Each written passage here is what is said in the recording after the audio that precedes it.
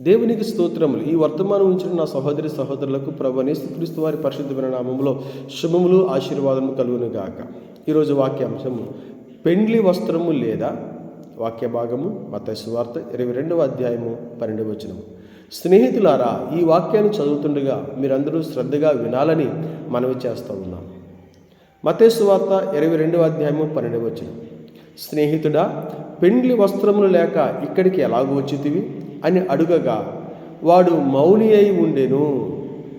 ప్రియ సహోదరి సహోదరులారా, యేసు ప్రభులు వారు చెప్పిన ఈ ఉపమానము పెండ్లి విందు ఉపమానం. ఇది ఒక శక్తివంతమైన ఉపమానము. అనేక ఉపమానములు పరలోక రాజ్యము గురించి చెప్పబడినప్పటికీ ఈ ఉపమానము అతి ప్రాముఖ్యమైన ఉపమానముగా మనం గుర్తించాలి.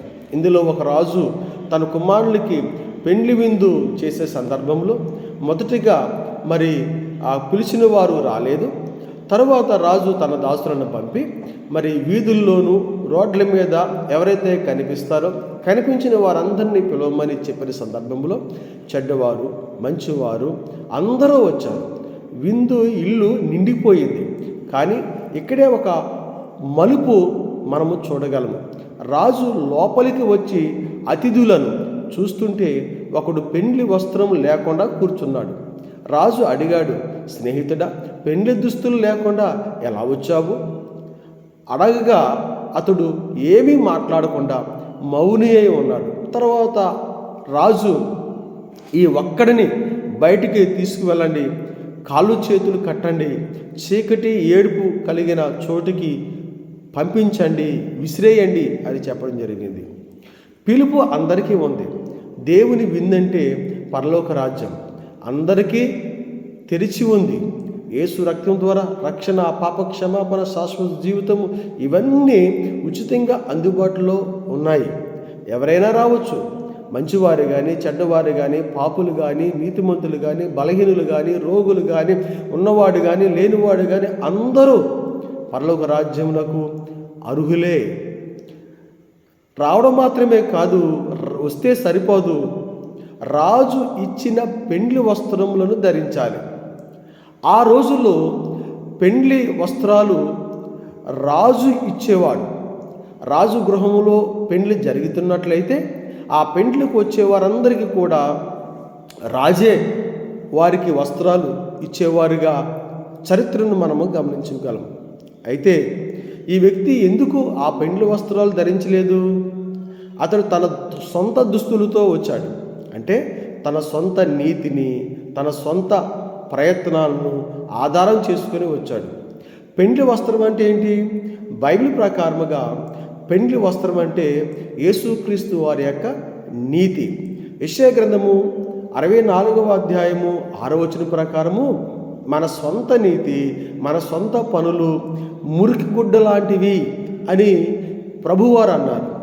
కానీ యేసు మన పాపములను ఆయన మీద ధరించి భరించి తన నీతిని మనకు వస్త్రముగా ధరింపచేశాడు. కీర్తన 132వ అధ్యాయము 9వ వచనమును మనం గమనించినట్లయితే యాజకులు నీతిని వస్త్రము వలె ధరించాలి అని రాయబడి ఉన్నది. ప్రియ సహోదరి సహోదరులారా, వస్త్రము ధరించకుండా వచ్చాడంటే అర్థమేంటి? అతడు దేవుడు పిలుపునకు వచ్చినప్పటికీ, దేవుడి పిలుపు వినబడి వచ్చినప్పటికీ అతని స్వనీతి, అతని సొంత నిర్ణయాలు, అతని సొంత బుద్ధి అతనిలో నుంచి దూరం కాలేదు. అతడు ఇంకా తన స్థితిని, పాత స్థితినే తనలో ఉంచుకొని పిలుపునకు వచ్చాడు. ఇలాంటి హృదయం గల వారిని దేవుడు అడుగుతున్న ప్రశ్న, ఎలా వచ్చావు? ఈ ప్రశ్న మనకు వర్తిస్తుంది. ఒకరోజు పరలోకపు రాజు నిన్ను అడుగుతాడు.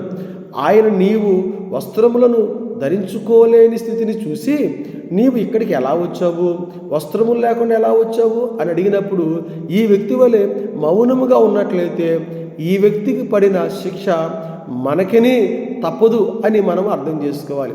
మన సొంత నీతి, మన సొంత ఆలోచన విడిచిపెట్టి, తండ్రి యేసయ్య, నీ నీతి నాకు వస్త్రముగా ధరింపచే ప్రభు అని అడగాలి.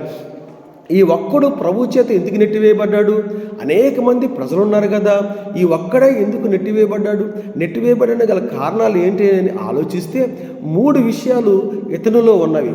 ఒకటి, పిలుపు విన్నాడు, స్వరం వినబడింది, వచ్చాడు, కానీ రాజు వస్త్రాలు పొందలేని స్థితిని కలిగి ఉన్నాడు. ఇది మొదటి కారణం. రెండవ కారణము, విందులోనికి వచ్చాడు, పెండ్లి వస్త్రాలు ఎక్కడ అని వెతికే ఆలోచన లేదు.